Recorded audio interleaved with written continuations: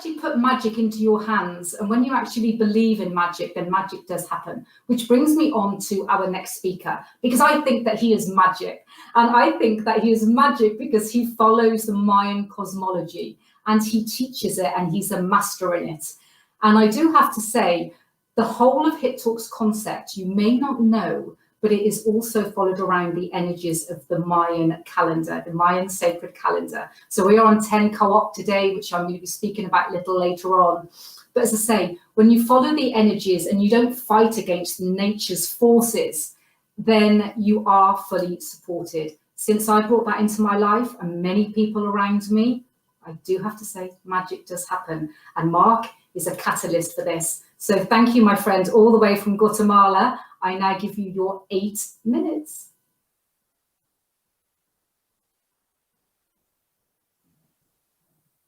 Well, thank you, Vikki. Thank you for having me back on again. And thank you, Julian, for that extremely inspiring message, which actually really helped me to relax just before I go live, because, you know, this is like, it's different. There's no editing available and this kind of thing. So we're just got to go for it. And, you know, this is the second time on Hit Talks. And I kind of spent my week wondering what it was that I was going to talk about. And something which has become very apparent to me, and something which is very important in my life, is ceremony. Now, when we say ceremony, it sounds like a big, grand word, and we're kind of like thinking about inauguration ceremonies, and we think about wedding ceremonies and all of those kind of things. And what I see is that ceremony can be very beneficial in our lives. Now, there's a bit of a difference, and I was looking up kind of like the difference between routines and ceremonies and rituals and that kind of thing, because ceremony has been a big part of my life. Certainly since 2015, and it was a big part of my life before that. I make fire ceremonies according to the tradition of my teacher. And some of those ceremonies, they can go on for 2, 3, depending on who you go with, 4, 5 hours. They can be very, very long, very intricate, very beautiful ceremonies. And what I found was that during the 7 months or so that Guatemala had restrictions because of the current situation in the world, it became very difficult for me to find the materials to make my ceremony. And I found myself going out of balance. And it just came to me even more strongly how important it is to have ceremony in my life. These ceremonies that I make are in accordance with the calendar. We use the calendar to guide us. We use the calendar to understand the themes that we're making the ceremony about. And of course, yes, there's lots of training involved, and yes, they can be for weddings, or sometimes they're just to give gratitude. On this day of Tenkawok, after having a near miss with Hurricane Eta in this side of the country anyway, the other side of the country didn't fare so well. We're giving thanks for Haukawok, the Nawal of the rain and the storm, for looking after us. And right now it's absolutely bucketing down outside. So Kawok is truly showing her presence here.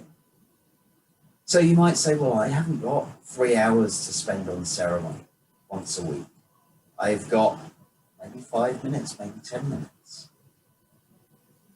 But I would encourage you to look at the ceremony in your life, to look at what is ceremony for you. Ceremony might be your cup of coffee in the morning.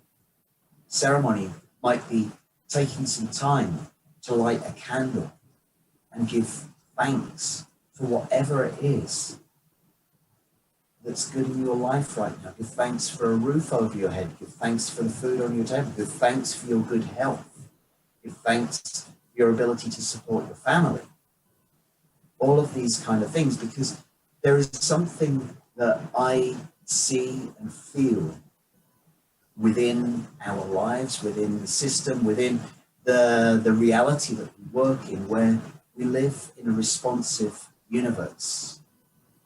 The more we show our gratitude the more we interact with that reality, the more that we keep it coming. It's all based in gratitude. It's all based in giving thanks for what we have.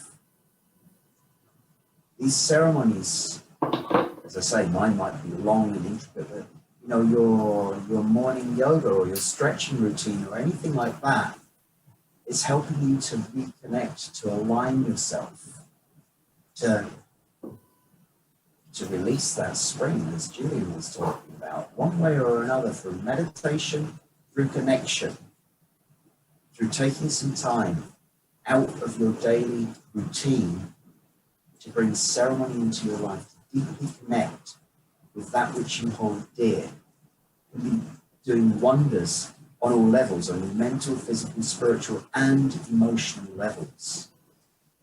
So, as I say, I really recognized the importance of this when ceremony was made more challenging for me, when I couldn't get my materials, when I couldn't do this, when I couldn't do that because of whatever restrictions it might be.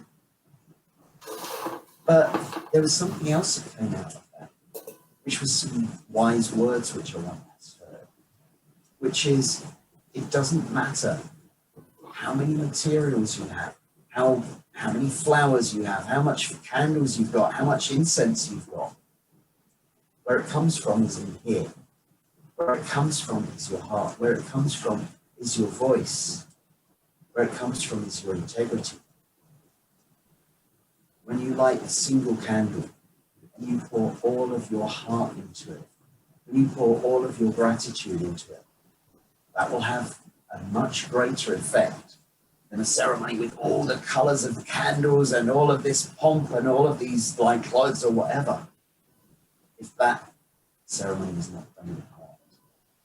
It's all about getting into your heart, connecting with the heart of the sky, the heart of the earth, and your heart together, taking that time to breathe, taking that time for gratitude, taking that time to be, to remember yourself, and making a space for that in your life. So ceremony is something which I would really recommend to everybody. And as I say, I know what my ceremony is. It's not everybody's ceremony. I can recommend it, and I have had many people who've had positive, life-changing experiences through coming to ceremonies with me or many of the other teachers, guides around Guatemala. Like the fire ceremony is something where we really learn to burn away our burdens, to ask for what we need, to ask for help.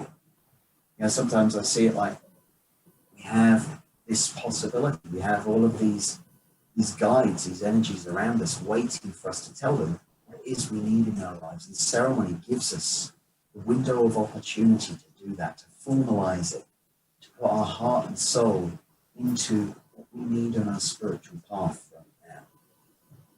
So as I say, there are many ceremonies, there are many ways that you can do it. But the key is choosing it, and the key is practicing it. And the key is making it something which you can achieve for yourself, so you can bring a little ceremony into your life each day. So I hope that's been helpful to you. I think that's just about my time up. And I wish you many blessings and great happiness from your ceremonies. In Lakesh, as they would say, Mark, thank you so much. And ceremony. And just a little bit of a plug here, but I'm in ceremony with Mark next week, and I'm so excited. And yes, sometimes we think we need to have all this materialistic stuff around us, all this pump and blase. I don't know if that's like a universal word, pump and blase, but in my world, pump and blase, which means all the fluff. So we don't need all the fluff. What we do need is we need intentions, we need love, and we need to plant the seed. And within the Mayan calendar, that's what we do all the time. We plant the seeds, we nurture them, we water them, and then Mark helps us go into ceremony. So absolutely fantastic. Thank you for sharing.